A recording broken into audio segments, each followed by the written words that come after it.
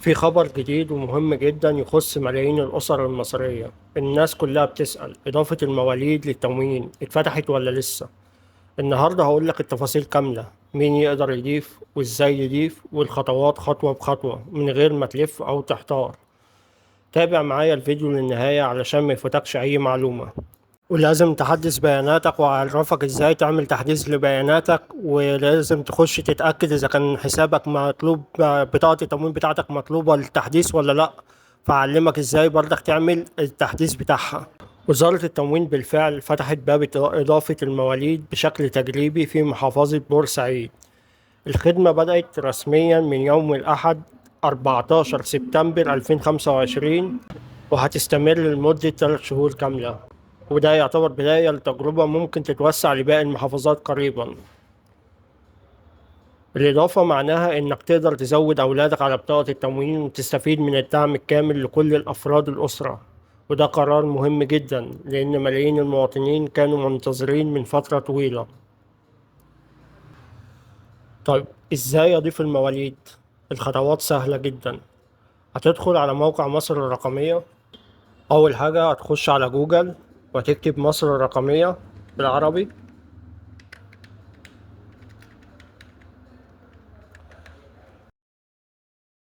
هتختار أول موقع يقابلنا، تنتظر لغاية ما يفتح معاك الموقع. بعد ما فتح معاك الموقع هتتجه لتسجيل الدخول. هتبدأ تكتب رقم الموبايل وكلمة السر. طب انت لو ما عندكش حساب، شارحين على القناة وهسيب لك اللينك برضك في الوصف وفي أول تعليق ازاي تعمل حساب على مصر الرقمية. هتدوس فتح حساب وتمشي مع الفيديو بيوريك بالخطوات ازاي تعمل الحساب. بعد ما تدخل رقم الموبايل وكلمة السر، بعد ما دخلت كلمة السر والباسورد، هتخش على تصفح الخدمات. بعد كده من الجنب هنا هتدوس على التموين. تمام. هنا سيبك من كل دون، اللي هي استمارة تحديث البيانات دي لازم تدوس عليها أول حاجة وتدوس موافق وبدء الخدمة. يقول لك تاريخ هذه الخدمة للمستخدمين تحديث بياناتهم الشخصية لدى الجهات المختصة، وذلك لضمان دقة المعلومات المسجلة وتحسين جودة الخدمة المقدمة. يجب أن تكون البيانات مطابقة تماما للبيانات الواردة في بطاقة الرقم القومي، وفي حالة الحاجة إلى تصحيح أي من البيانات يجب الرجوع إلى الجهات صاحبة الولاية المختصة. تعد البيانات المقدمة من خلال هذه الخدمة ملزما قانونيا الالتزام بتقديم بيانات محدثة وخالية من أي معلومات مدللة أو خاطئة. استخدام الخدمة فقط للأغراض القانونية والشخصية. التحقق من صحة البيانات المقدمة قبل اعتماد التحديث. رفض أي طلب يحتوي على بيانات غير مكتملة أو مزيفة.